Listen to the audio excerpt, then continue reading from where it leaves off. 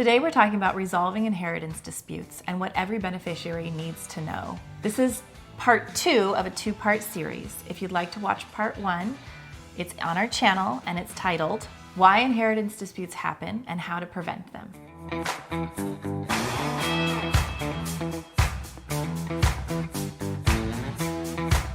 If you're new to our channel, welcome. I'm Kim Ward. I am the broker of Horizon Real Estate's Probate and Trust Help.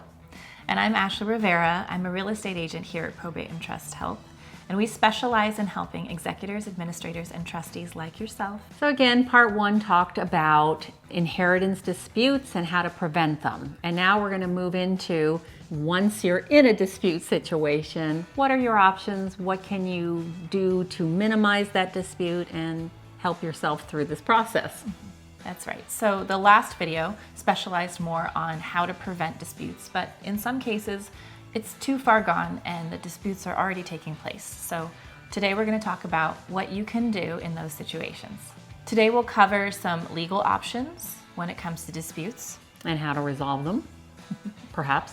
What every personal representative needs to know through the dispute process. And a little bit about inheritance taxes and how real estate affects beneficiaries. So let's first talk about legal options and dispute resolution strategies. There are 3 ways that you can handle a dispute when it comes to the legal side of things. So let's first start talking about legal options and dispute resolution strategies. There are 3 ways you can handle the situation legally.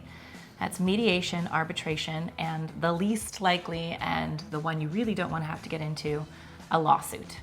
Mediation is a situation where a person will sit with the beneficiaries or whoever's having the disputes, and they will walk them through the options, hoping to come up with a resolution that everybody's okay with and keeping them from having to go to court and spend money. Arbitration is a legally binding scenario where an arbitrator will come in and listen to both sides and make a decision. Unlike mediation, it is legally binding, so whatever decision the arbitrator comes to, everyone has to follow through with that decision. Yep, that's the final decision. So first you go to mediation. If you can't solve it, then you go to arbitration. Now, the worst situation is when there's a lawsuit, when there's litigation, when one of the parties, or maybe it's not even one of the beneficiaries, but somebody thinks they're a beneficiary. It's hard to say, but they hire an attorney, and that just turns into, as you can imagine, a attorney fighting an attorney situation.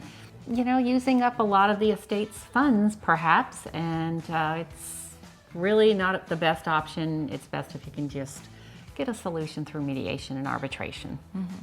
And the last thought I had about lawsuits is it really can eat up the inheritance with attorney's fees. So that's why mediation and arbitration are your best options. So let's talk about a scenario that we faced not too long ago where we had a set of siblings who experienced a dispute regarding a bank account. There were 2 brothers and a sister in this particular situation, and the father, before he passed, had added the sister's name onto his bank account. The conflict arose when the sister said that the money was a gift to her, but the brother said, no, that was Dad's funds and it should be split equally amongst us. In this particular scenario, the siblings were actually able to come to a resolution through mediation. So they did hire an outside party to listen to all sides, and then that party helped them to come to a resolution that was beneficial to everyone, but did require everyone to have some loss in the scenario. Next, we'll talk about the key considerations for beneficiaries and personal representatives. If you're a beneficiary, it's important that you understand the process and your rights. If you're a beneficiary, you do have the right to see the will and to be kept updated about the progress that's being made by the personal representative. If assets are held in a trust, you may have some different rights based on the assets and the trust terms. It's important that you be patient and stay informed as the estate representative. Probate and estate administrations can take years sometimes, and it is going to be a long process to get through from beginning to end. There will be real estate fees, taxes, legal fees, and other things that will need to be paid through the estate.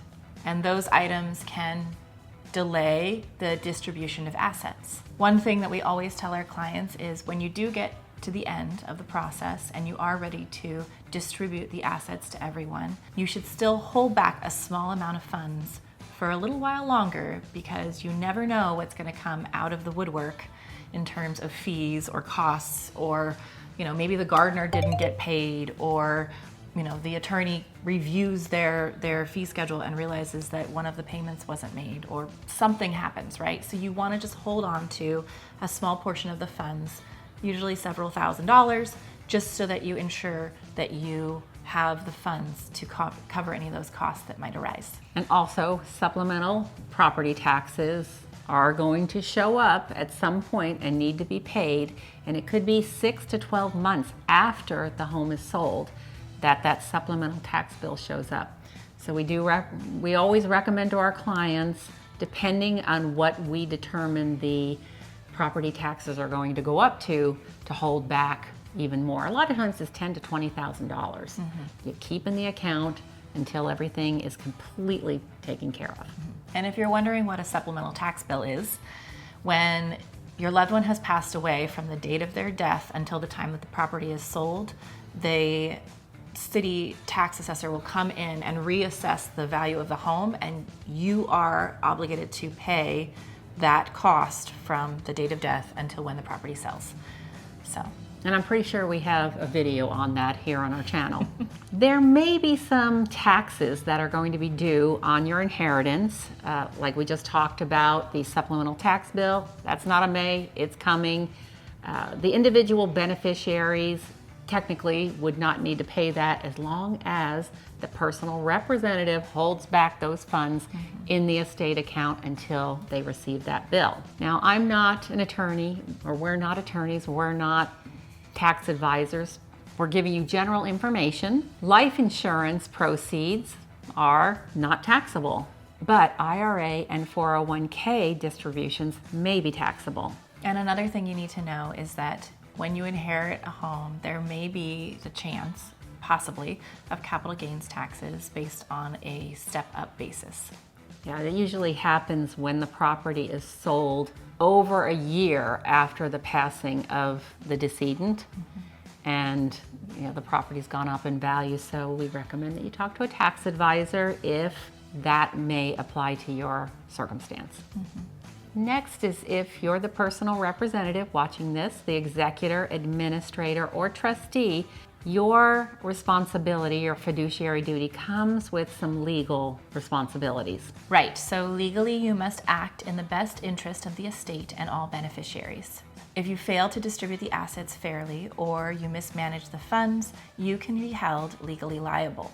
You do not want to commingle funds. Which means you do not want to be taking the money from the estate and blending them with your own accounts. Don't do that. That's a huge no-no, and we do have a video on that as well. Somewhere. And we recommend strongly that you document everything that you're doing. You document all the accounts, communications, and any expenses that are coming out of the estate's accounts, or if for whatever reason you don't have access to those funds, or there aren't any expenses that you are paying for out of your own account. You want to keep track of all of that. Okay, so here's some final tips for beneficiaries and personal representatives. We believe that if you can avoid disputes, that's the route to go, and you should believe the same. So, hold regular family meetings. Those regular conversations that you have with the beneficiaries can keep everybody's expectations in check and everybody informed. Put agreements in writing. Even informal agreements when it comes to the estate should be in writing. Because documentation, that prevents misunderstandings. You're going to want to work with professionals. If you're involved in a probate, you most likely will have an attorney attached to that probate that can guide you through that process. If you're a trustee of a trust, if you have questions, hopefully the attorney is still working that drafted the trust, That's your person to go to in most cases to ask questions. You're going to want to have real estate professionals that have experience helping executors, administrators, and trustees through the probate or trust real estate process. And the last thing is to have a tax advisor that can help you with the tax part of things. Remember, you want to prioritize family relationships over money. Know that if you've ever had a good relationship with the other beneficiaries, you want to try and maintain that. An inheritance is temporary, but family bonds are forever. And so if you want to maintain good relations with your family members, then you need to prioritize that and make sure that you keep everyone informed, that you document as much as you can, that you're clear about what your role and their role is, and that you keep them involved in whatever way is possible. Inheritance, well, it doesn't have to tear families apart. With clear planning, that open communication, and a focus on the family, you're going to come through this just fine. If you found this of value, please like, subscribe, hit the bell button, and don't forget to follow us. We have lots of informative videos about inheritance, estate planning, and the real estate process when it comes to probates or trusts.